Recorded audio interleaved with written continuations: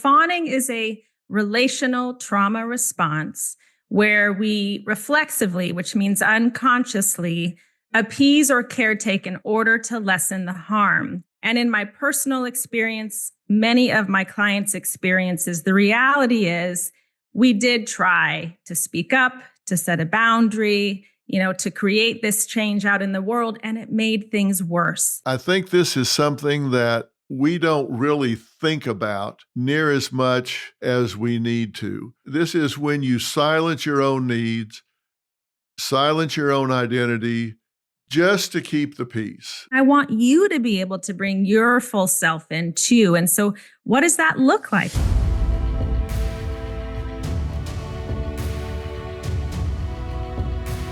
Welcome back. I want to thank everybody for making all of this so successful. The growth is ridiculous. You guys finding us and getting back to what we're doing here. So thank you, everybody. If you're listening and you haven't subscribed and followed, then click and do all of those things. You know how to do that by now, because we're talking about things that matter to people who care. Be sure that you're with us every week and get notifications of what we're doing. I'll tell you, most of us have heard of the fight or flight reaction and the freeze reaction that comes along with trauma responses. But there's a fourth F, and that just may be running your life and you don't even know it. It's called fawning. That's when you really work to please others at any cost. I think this is something that we don't really think about near as much as we need to. This is when you silence your own needs, silence your own identity, just to keep the peace. And my guest today, in my opinion, is the expert on this, Dr. Ingrid Clayton. And Dr. Clayton is a licensed clinical psychologist with a master's in transpersonal psychology, PhD in clinical psychology, who has lived it, studied it, and written a book that brings this overlooked trauma response into the mainstream called Fawning: Why the Need to Please Makes Us Lose Ourselves, How to Find Our Way Back. Now, this isn't her first book. Her other books are Believing Me, Healing from Narcissistic Abuse and Complex Trauma, and Recovering Spiritually, Achieving Emotional Sobriety in Your Spiritual Practice. Her work has been featured in Oprah Daily, Psychology Today, and Women's Health, and she's become a leading voice in trauma recovery. If you guys have followed me for all of these years and years and years, you've heard me say that there are a lot of different kinds of psychologists out there, and when it comes to trauma, your garden variety corner therapists, which we need desperately, and I'm so thankful for, are not always trained and typically are not trained in trauma recovery. When you're dealing with somebody that's been through a lot of trauma, you need someone that is particularly and specifically trained in trauma recovery. And so today we're going to explore how the doctor's insights apply not just clinically, but culturally. So Dr. Ingrid Clayton, welcome. Thank you so much, Dr. Phil. What an introduction. I'm honored to be here. Having written a few books myself, I know it's a lot of work and it takes a lot of passion. Why this particular subject matter for you? Well, when you spend decades upon decades trying to crawl out from under something, and you have 3 degrees in psychology and have sat on all the trauma, therapist couches, and this is the one thing that allows you to make sense to yourself, to find the healing you've always been longing for. You get kind of excited about it and you want to shout it from the rooftops so other people can make sense to themselves too. You're exactly right. And it's something that I think doesn't get enough focus. And I'm so glad that you're calling this out and talking about it. How do you define fawning? And let's talk about it in terms where if somebody is experiencing this, how do they recognize this? How do they know that they're caught up in this? Yeah. So fawning is a relational trauma response where we reflexively, which means unconsciously, appease or caretake in order to lessen the harm. And to your point, it's a very important one. It has not received enough attention, I think, for a couple of reasons. One is that it looks so different from fight, flight, and freeze, which sort of look like obvious trauma responses. You're running away, you're fighting against. Fawning has us leaning into the very relationships that are causing us harm. So it looks like buy-in. It looks like agency. It is not those things. And secondly, I think fawning is often encouraged, it's applauded, right? It's expected in certain contexts. So it's also conditioned, in other words, that we come by this response very honestly. But I think one of the hallmarks, the difference between, say, just being generous or being kind, is that we feel like we don't have a choice. In other words, what would happen if I did express a different opinion? What would happen if I did fight back? And in my personal experience, many of my clients' experiences, the reality is we did try to speak up, to set a boundary, to create this change out in the world, and it made things worse. So fawning often happens when fight, flight, or freeze are either unavailable or it's literally poking the bear. It makes things worse. In other words, there are real consequences for not fawning. It can be a very costly thing, but depending on who you're dealing with, of course. It was back around 2000. I wrote in a book called Relationship Rescue that if you have to stop being all of who you are to become half of a couple, the price is too high. If you lose your identity to be part of a couple, if that's what you have to give up to fit in, that the cost is too high. And that's kind of what you're talking about here, but at a much more pathological level. Yes, it is what I'm talking about. And often these patterns, they stem in childhood, right? So when you talk about this idea of being half a person to be in a whole relationship, children are automatically disempowered. We are reliant on our caregivers for longer than any other species. And so if you grow up in an environment where there's maybe perhaps an alcoholic family system, narcissistic family system, intergenerational trauma, a whole host of things, and your body learns, I cannot be my whole self, right? Being my whole self again makes things worse. Now that patterning is carried with you into adulthood, right? And this was certainly my personal experience, that my only sense of safety in the world was developed as my brain and body are developing. Okay, so there comes a point where we go, where do I end and where does fawning even begin? Another reason why it's hiding in plain sight. This really started coming into focus for you, you said, when you learned about Pete Walker's work on complex trauma, like complex PTSD from surviving to thriving. And he talks about different fawn types as people who seek safety by merging with wishes, needs, and demands of others, and that the price of admission to any relationship is the forfeiture of all their needs, rights, preferences, and boundaries. I'm the furthest thing from a Freudian psychoanalyst as you could ever possibly find as a cognitive behaviorist, which is probably the closest thing I would identify with. But one of the things that I thought did make sense, he talked about defensive ID, where one of the defense mechanisms was to identify with the power figures, the biggest threat in your life. And that's kind of at least loosely analogous to fawning, where Walker talks about when he says the forfeiture of your needs, rights, preferences, and boundaries, where you merge your wishes, needs, and demands with the power figure, and you lose yourself. That's right. Well, that's another hallmark of childhood trauma. Again, so if I need my caregivers to survive, there is this inherent ability to say, well, they can't be all bad, right? My caregivers can't be all bad because I literally need them. So it must be me. And it translates to this sense of, well, if I broke it, then I can fix it. And this leads to more accommodation and more accommodation. This message is sponsored by Greenlight. Parenting gets easier as kids get older. They can grab their own snacks and even help clean up sometimes. But what never gets easier? Teaching them about money. Kids won't truly learn to manage money until they get hands-on experience. And now that's where Greenlight comes in. Greenlight is a debit card and money app for families with games and a chores feature.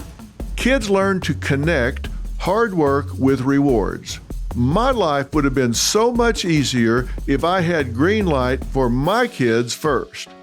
Greenlight is the #1 family finance and safety app, trusted by millions of families. Don't wait to teach your kids real-world money skills. Start your risk-free Greenlight trial today at greenlight.com/Phil. That's greenlight.com/Phil to get started. greenlight.com/Phil.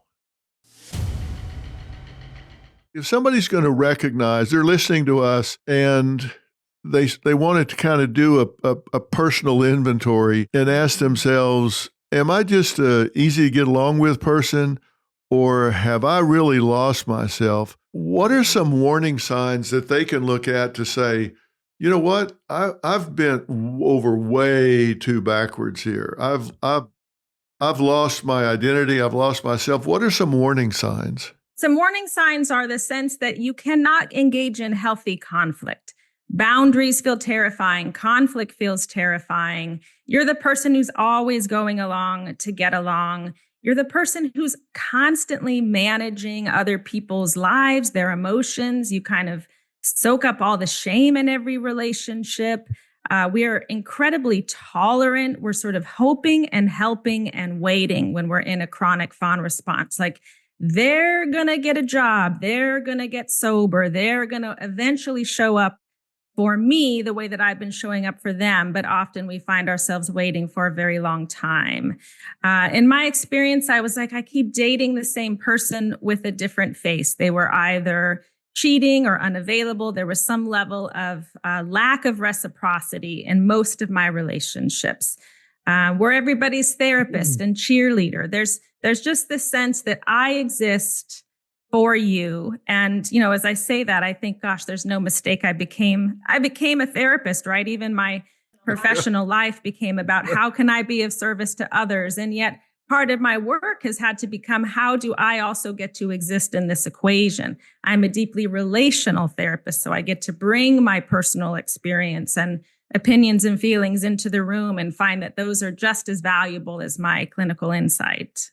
Are these people that you consider to be fawning, are they going to try and control a relationship by being the one that gives all the time? Are they the ones that are the fixers, the nurses in the relationship? Not real nurses, but I've seen so many people that control relationships that way, because if they're always the giver, then they're in control, and it's safer that way. It's a give and take relationship is much riskier because there's more intimacy, there's more exposure, there's more, the give and take part of it creates a lot more vulnerability, and you can control things much easier if you're the one that's always doing for the other person. I think there's a real reality to what you are saying. And for me, as someone who lived in this chronic response and didn't know it, my intentions were never to control. My intentions were never to please. My intentions were to stay relationally safe in the only way that my body had learned. And again, we have to remember, when I tried to set healthy boundaries, stand up for myself, it made things worse. So my body's constantly bracing against doing it any differently. So yes, does this ultimately over time look like fixing, look like control? But when we use that language, which I think is part of what, I've had a hard time with about the codependency literature for a long time, is that it talks about it as a personal disease, as a need to control. And what my body was experiencing was an adaptive response to a deeply dysfunctional environment. So now, boiling that all down and saying that I'm dysfunctional, there's something wrong with me, knock it off, it literally kept me stuck. So I think we first have to honor the origins of these behaviors as adaptive, as life-saving, as hardwired, right? We're hardwired for relationships. The body will always prioritize safety and survival. This is the origins. And when I understand that, then it avails me of some of the tools that can move me through to the other side. So I'm sort of particular about the language in terms of the shame and blame that I think a lot of survivors have received over the years. And that's the reason I was asking about red flags, or how you, because you got to have insight to this, or you can't change what you can't change what you don't acknowledge. And you said that when we talked about Walker's fawn types, you said you realized that was my life in one sentence. So that light bulb came on for you. That's right. Well, interestingly, you mentioned my memoir called Believing Me, which was a 5 or 6 year process of, I didn't sit down to write a memoir on childhood trauma. That was not my bright idea. My body, after, like I said, years of trying to heal, trying to solve this riddle that felt unsolvable, I was really called to write all of these childhood experiences, ultimately adulthood experiences, where I recognized that I was still stuck in this trauma response and didn't know it. And somewhere along the way, right, I got enough distance from my own story in black and white to see it through a trauma therapist's eyes. And I could say, this is complex trauma, this is narcissistic abuse. And that ultimately led me to Walker's work. And I saw the lens and language of Fawning. And I thought, this returns me to self in a way where I can have self-compassion. And it did. It was like the key that finally unlocked that door. And so it's why in this book on fawning, I not only use my own personal story, but 7 of my clients have given me the depth and the breadth of their stories, really diverse backgrounds, different set of experiences, because I feel like that's often how we can identify these behaviors. We see it in somebody else first and we go, oh, I know what they're talking about, right? Personal experience tends to be the way in for a lot of folks. You said there was a collective awakening. Yeah, amen. I think we're having one now, even beyond. It's sort of one day I'm refreshing whatever on social media, and every diagram that used to say fight, flight, and freeze, now suddenly it's fight, flight, freeze, fawn. We're finally acknowledging this thing, talking about it, I think giving it its due.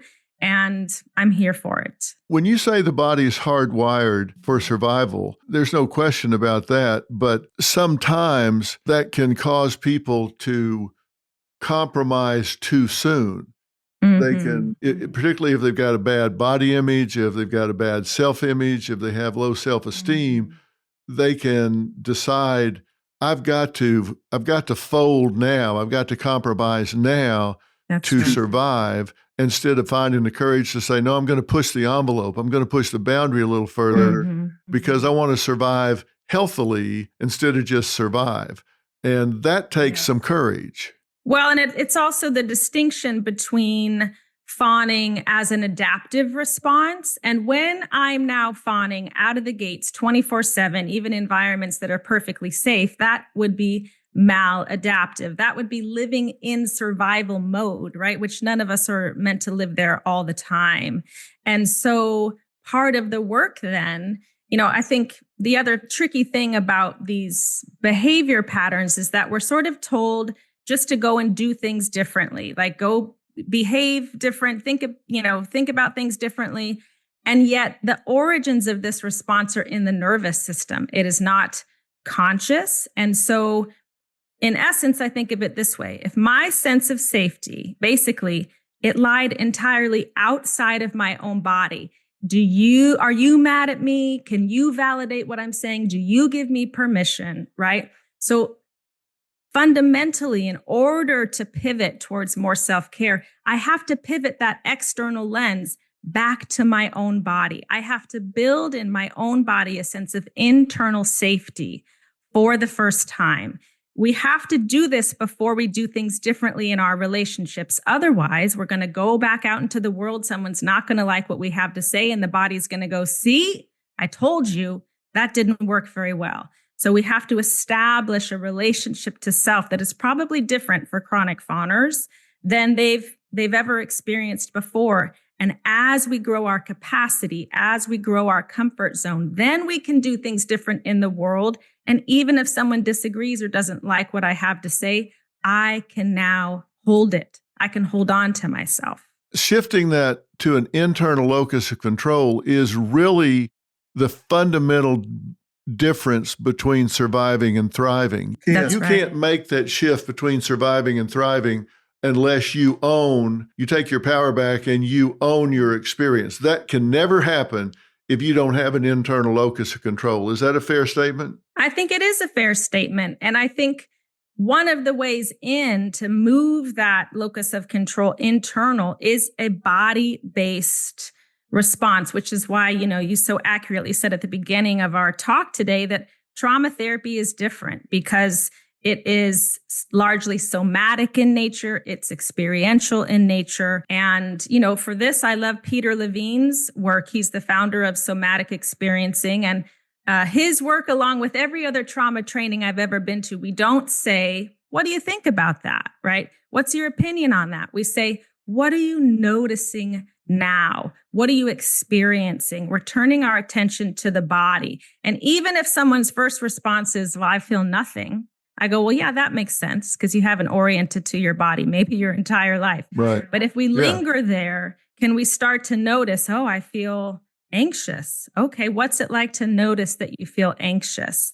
Again, it's a tiny pivot, but it's huge in terms of the implications because once I'm aware of what I'm experiencing, now I've got a shot at attending to me first rather than reflexively turning to the environment to get my needs met out there. Yeah, and that's a very foreign concept for a lot of people because they're looking do you like me? Do you accept me? And I've always said our number one need is acceptance, belongingness in some way. And so we're hypersensitive to how people react to us. But if we can start to say, okay, wait a minute, how am I getting along with me? What do I think of me? And am I okay with what I'm saying? And I've watched this so much in this cancel culture that we're living in where people really deny themselves.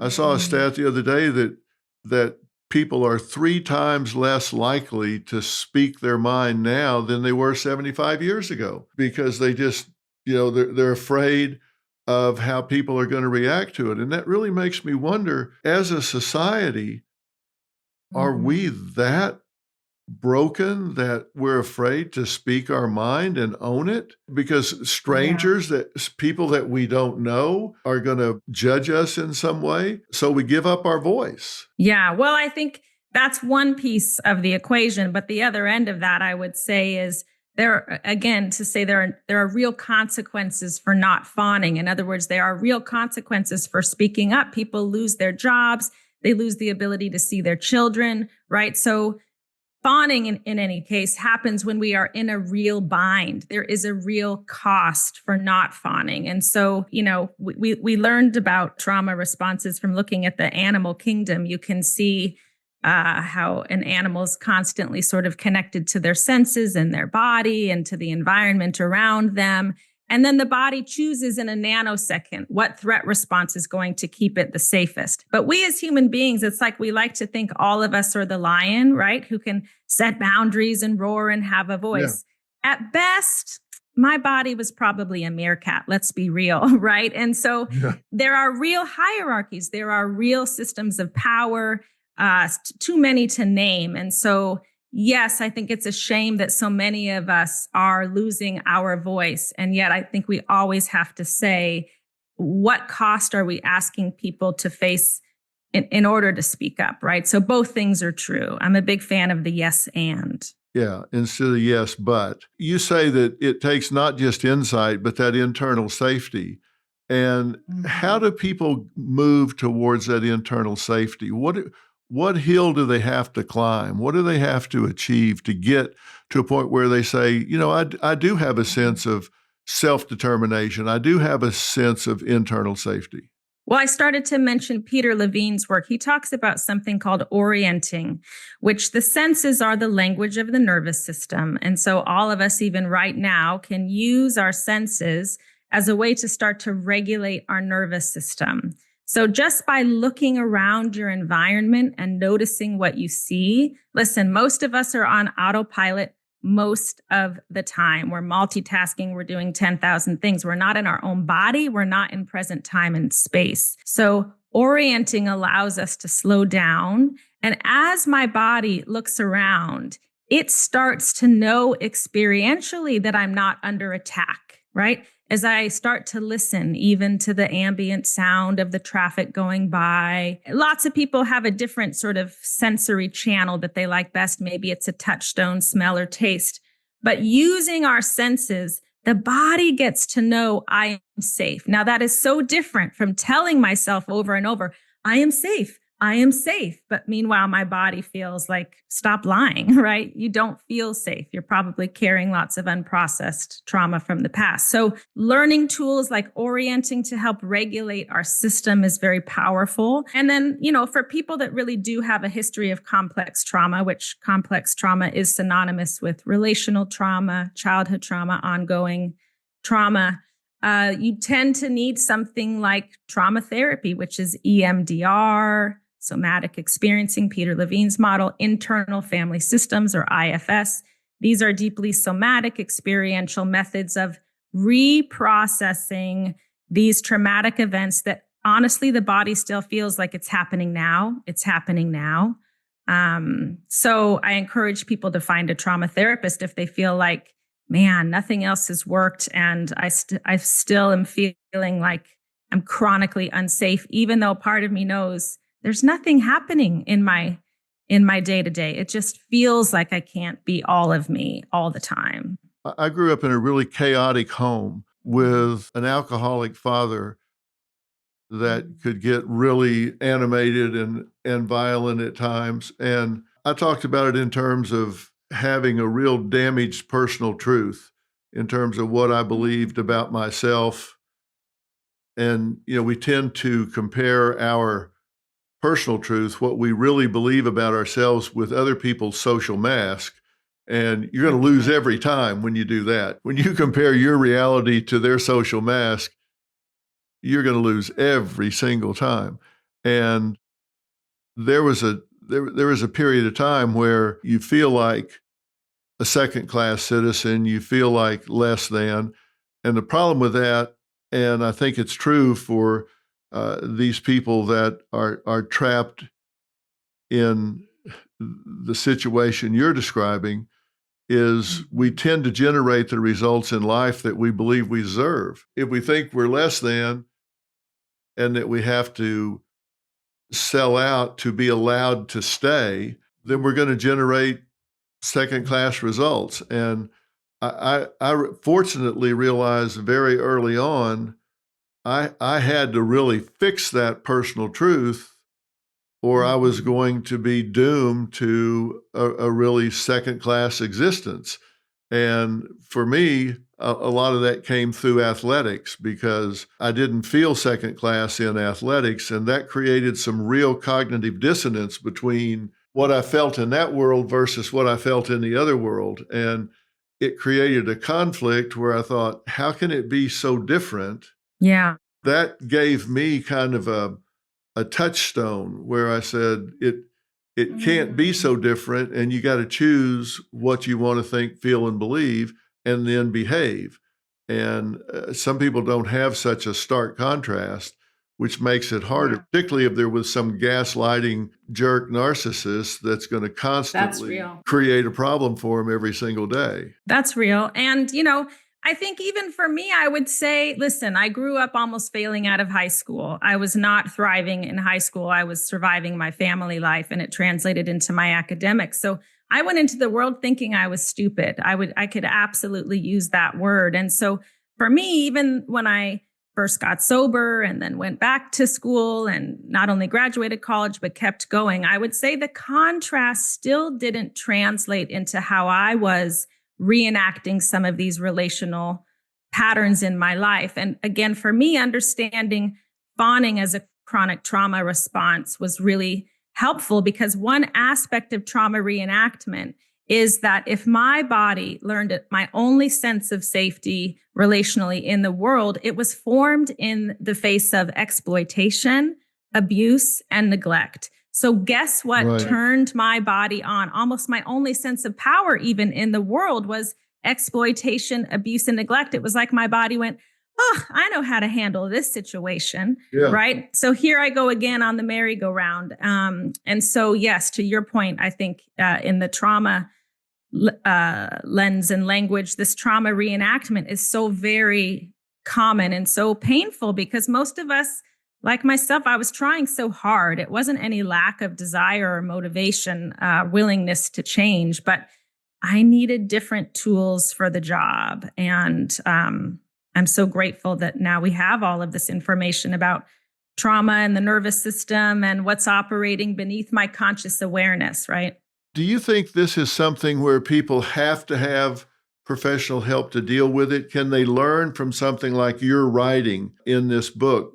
Because a lot of this is difficult to process, particularly from childhood, especially if there's been, sexual molestation, if there have been rape experiences, if there have been physical abuse across an extended period of time, for example. Is this something people can, study, work on, and learn, or do they have to get with a trauma therapist to work through this?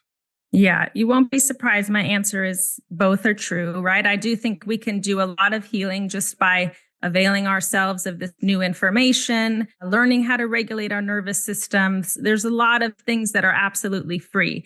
And I wish everyone could avail themselves of a trained trauma therapist. And ultimately, that's just not the world that we live in. There's something that I talk about in the book that we talk about in trauma healing generally is that wounding happens in relationship and healing happens in relationship. So doing this work in total isolation tends to only move the needle so far. So maybe it's a therapist, maybe it's a trauma therapist, maybe it's like the safest teacher that you ever encountered that gives your body this experience of what it's like to be truly seen and accepted, right? Find the safe people that might not be a traditional therapist, but I do think it's possible to heal in safe relationships. I think it's a function of the environment that you find yourself in, but it still has to be, I think, still has to be something you undertake with great intention. Absolutely. I say you need to be who you are on purpose.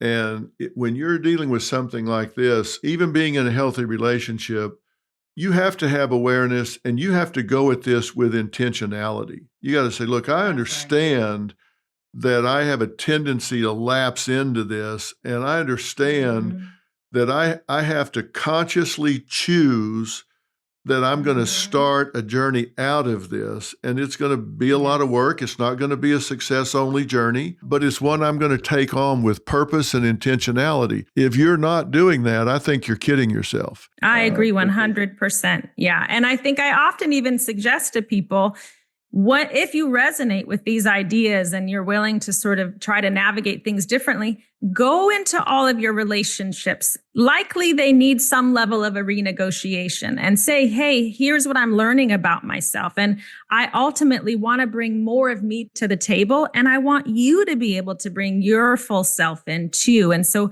what does that look like? What does that look like when I disagree or I don't want to go to the thing? Like, have some of these conversations in advance to start to make space for a different way of relating. And yes, I think it has to be 24/7, right? It's certainly been my experience that everything I have and everything that was in me, it's what I'm talking about, the calling that led me to wake up literally in the middle of the night, almost every night for 5 years. I had to go and write my story and start to integrate it differently.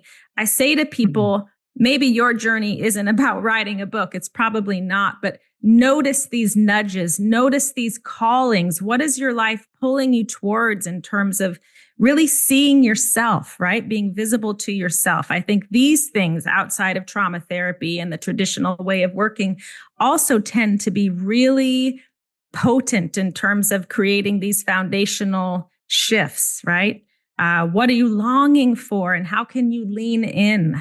I've been in this profession for over 45 years, and I've talked to a lot of trauma therapists that are good at what they do. Some of them specialize in sexual trauma, some of them crime victims and other kinds of crime victims. There's a tightrope that you have to walk because getting people to acknowledge that they are in this situation, you can fly too close to the sun, and these people can wind up labeling themselves as victims. I read you talking about the fact that you have to embrace a position of internal safety, and you have to start changing things in your own life. It was clear that you don't look at these people, see these people, deal with these people as victims, but as people that can create their own experience, change their own experience, and nobody can but them. They can use tools in terms of therapists, healthy relationships, tools that they can find in their environment to support what's going on. But it always came back to them being who was responsible to get the work done. And Right. I think that's so important because these people can, you certainly don't want them putting on a victim hat and saying, woe is me, I was traumatized as a child, and that excuses me from being 100% of who I can be as an adult. What happens to someone as a child is 100% not their fault. What they choose as an adult is 100% their responsibility. It's on them now. It's not fair what happened to them as a child, no doubt about it, but it's up to them as an adult to be accountable for what they choose now. Yeah. Well, I think, where a lot of people get stuck, and I was included in this, when your trauma is largely related to invalidation, so a lot of my experience was narcissistic abuse. It was gaslighting. I was the scapegoat. I felt like my stepfather or my mother, that they were sort of responsible for one day going, yes, Ingrid, that happened to you. Right. But the reality was my stepdad died. He took his version of what happened to the grave, and I was left really holding the bag. And I think part of that experience really let me know, and I see this in my practice all the time, how many abusers are going to finally, come full circle and be like, I'm so sorry that happened. You didn't deserve it. But so many of us are waiting for it. And ultimately, I had to own my own truth. And this is part of, when we talk about enlarging our capacity, it's also enlarging our self-trust to say nobody else, I'm a trustworthy person. I know exactly what happened. I know what it did to me. I'm not going to keep waiting. And in other words, maybe no one else chose me my entire life, but I will choose me now, right? It's why I called my memoir Believing Me, because, they never did. Yeah. They never did. And it really is a huge pivot point in terms of being able to stop waiting at the sidelines for someone else to validate that it happened or to give us permission to have a voice. It's big what you're saying.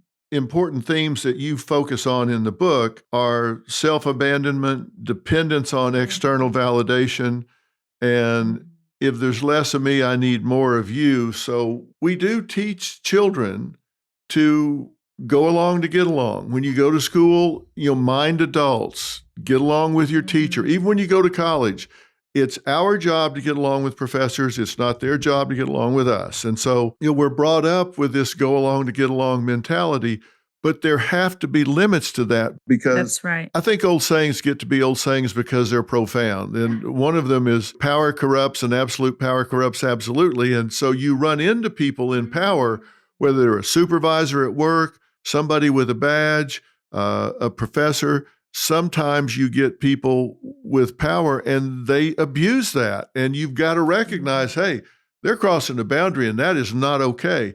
And so we kind of have to reprogram, particularly in today's society. We have to reprogram. And I think it changes what parents have to say to their children.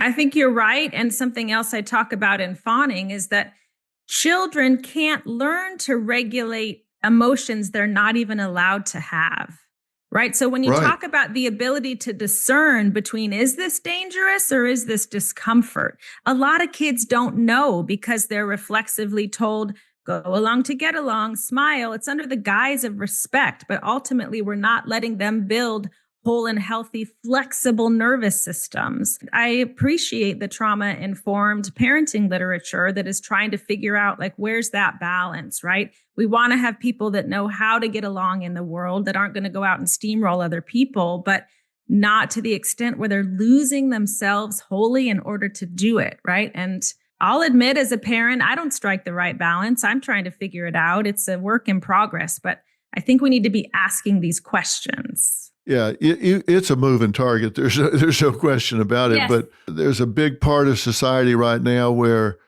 you're not really allowed to ask questions. You gotta, if you challenge certain groups in power, then you're labeled as a hater. You're labeled as a racist or a transphobe, homophobe, because you're asking questions. That gets people to say, well, I just need to kind of stay over here and not challenge power in some way. But it goes beyond that. In just simple day-to-day sort of functioning, whether you're dealing with your spouse, significant other, your parents, supervisor at work, or whoever, you have to decide that you have a right to your position.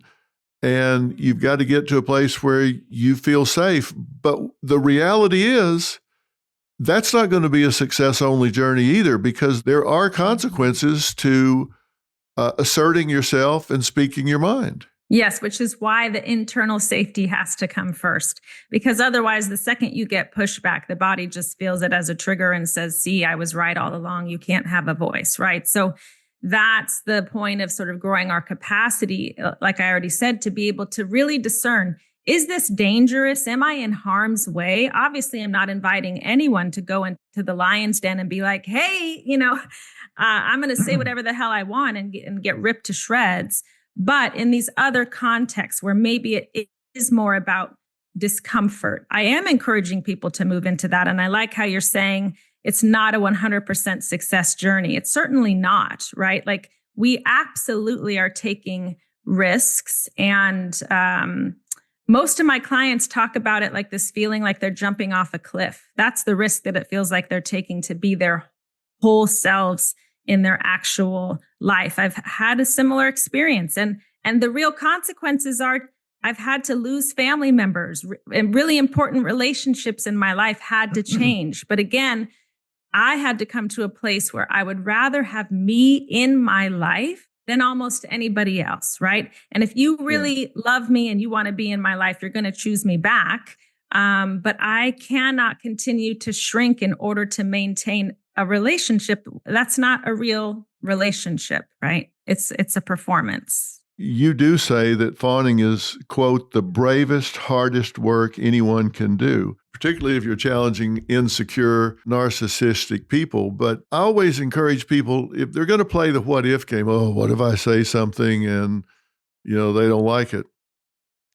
I think it's okay to play the what if game if you play it out all the way to the end. What if I say something and they don't like it? Well, okay, then they might do this. Well, all right, well, then what if that happens? Well, then this would happen. Well, then what if that happens? You play it out to the absolute end, because monsters live in the dark. And if you play it out all the way to the end, they can kill you, but they can't eat you. So maybe you have to find another job. Or right. maybe your mate says, look, you're right. I will only let you stay around if you shut up and do what I tell you. And it's better to find that out now than it is later. That's right. I wholeheartedly believe that. And I'll say, even in terms of deciding to come forward with my own personal experience, talk about feeling like a risk. I thought, I'm going to go on Instagram, and not only am I going to share my experience of crawling out of complex trauma in real time, but I'm also going to do it with like a sing-songy sort of jazz hands in the air, because I was a singer-songwriter in my former life, and that's a part of me too. And I thought, I'm about to tank any credibility that I've been able to sort of garner. Right. And yet I felt like, listen, if I can't be all of me in one place at one time, if that really does, in fact, tank my career as a clinical psychologist, I had to come to the place where I was like, well, maybe I'm not meant to be a clinical psychologist, right? Let's see what it actually looks like to be me in my life. And of course, it's not what happened. I got more opportunities than I ever could have imagined. And I see that happen for my clients all the time. The what if, even if it feels like it's the most terrible thing, I would not be here talking about this work if it wasn't giving people back a life beyond their wildest, unbelievable dreams. I'm not saying they're not walking through terror to get there. I'm not saying it's not the hardest thing they've ever done. I'm saying it's 100% worth it. How do you think mainstream psychology is responding to this concept of fawning? I think there's probably lots of opinions out there, and some people have questioned, well, let me see the data, let me see the evidence. And I say, listen, there's absolutely place in our field for evidence-based practice, and I'm grateful for it. But oftentimes what we have to start with is practice-based evidence.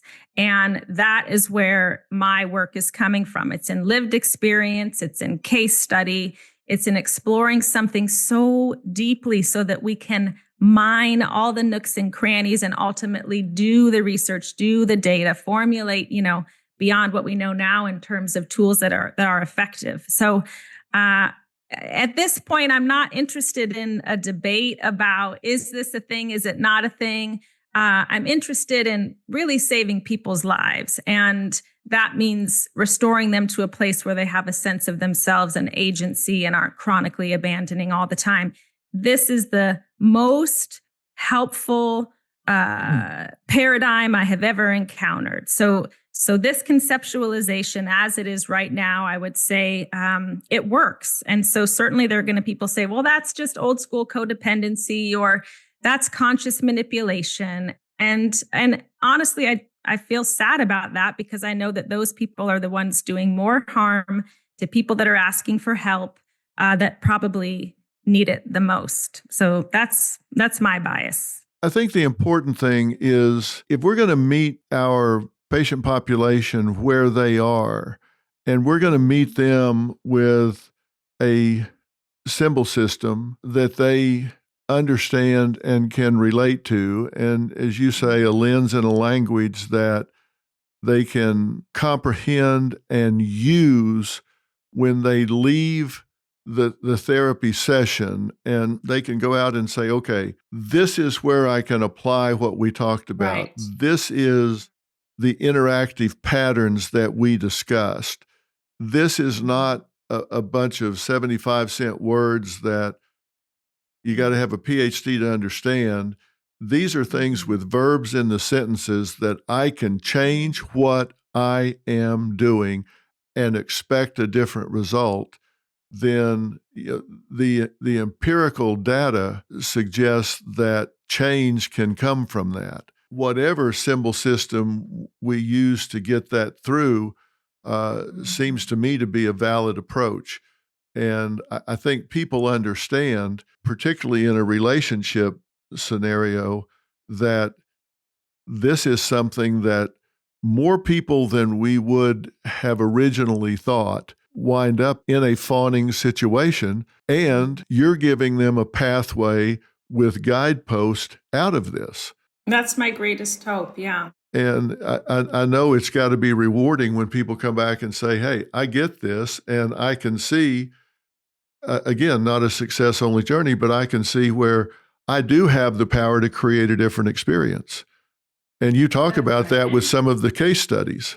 Yeah, even just the ability to make sense to themselves, to see themselves. I think some of the most common feedback I'm getting, the book's only been out for a few weeks, but getting these emails from people like, you've been reading my journal. Like, how do you know me this intimately? These are things I've never talked about that I didn't even dare bring up to my therapist.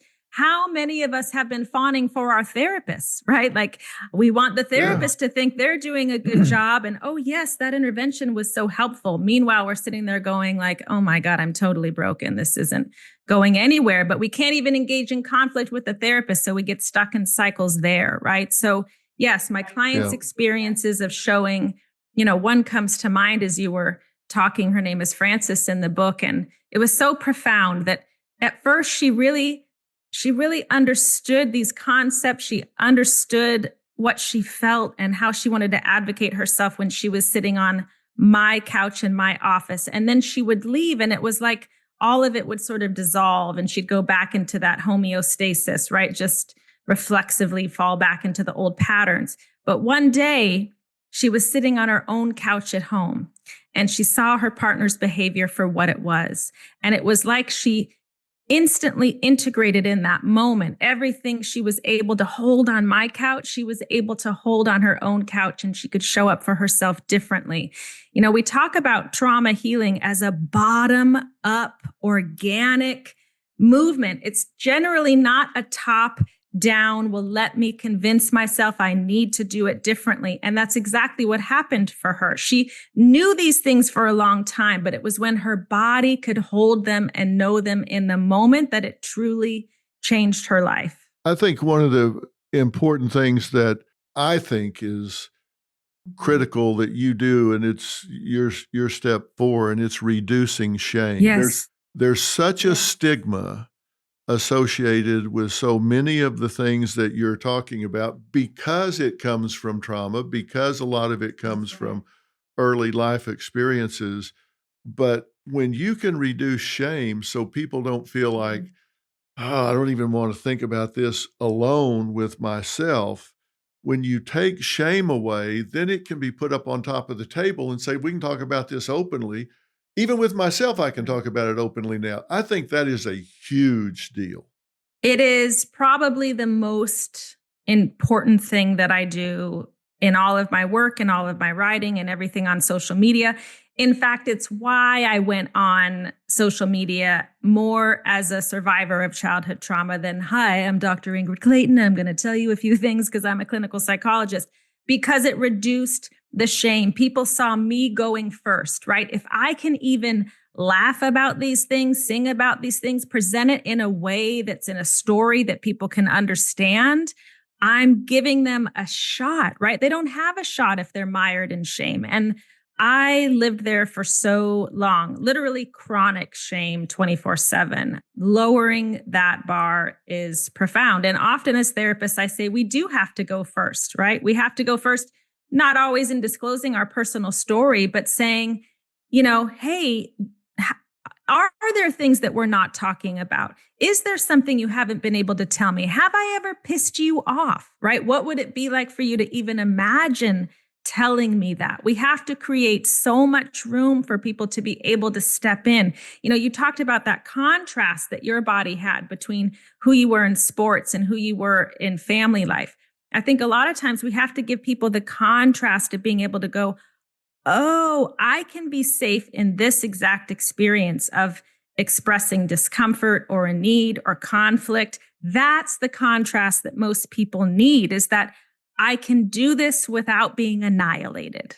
Yeah, and some people don't have that opportunity. We were poor, and my dad was a drunk, and so you go home, you never know if the utilities are going to be on, if the car's going to be repossessed, if the windows are going to be kicked out of the house. But then you go over here on a Friday night, you know, here's all of these people standing up screaming and yelling and cheering for you, and you think, can I really be that bad?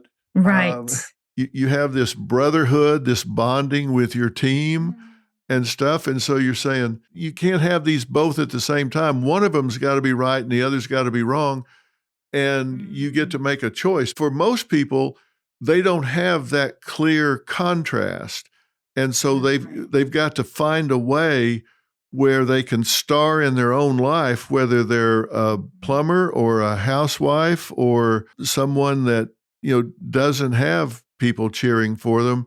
They've got to applaud themselves. They've got to be their own best friend and star in their own life. And if they can do that, and that's what you're helping them do, and eliminating shame where it's okay to talk about, it's a big step. I just think that's a big deal. I appreciate that. Yeah. Thank you for noticing. I think this book is going to be a huge success. And I think the people that are hearing us talk about it are going to be really recognize in their own lives where these things are happening, and that you're showing them, as I say, some guideposts out. You're talking about what it is and why we do it, and helping them understand if they fall into that category or somebody they love falls into that category. So You didn't just sit down and jot this stuff down. It's obvious that you put a lot of thought into this. Few decades in the making. That's what I say. Did I write the book in a year?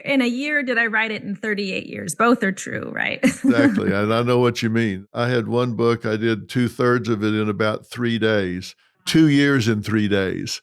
It just all started clicking. I couldn't record fast enough. I'm finding tapes, stacking them up and getting people to type them up and stuff. And, but it was 3 years and 3 days. I love that feeling when it just starts coming hard and fast and you've got to do everything you can to capture it, it's powerful.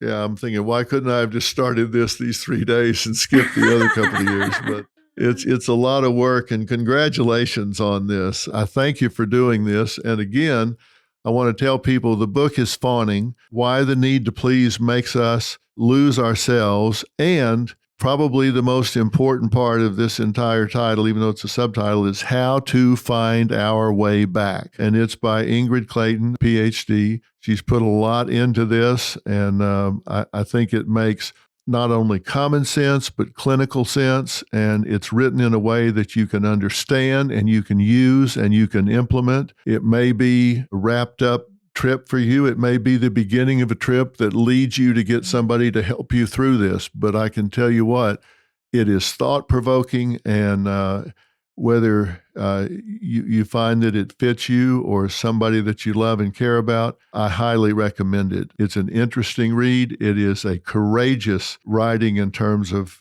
sharing her own story and that of some of the people that she's worked with. So I highly recommend it. So thank you much for taking the time to talk to me today. Thank you for that incredible endorsement and a really rich conversation. It's meant a lot to me. Thanks, Dr. Phil. Thanks so much. We'll talk soon.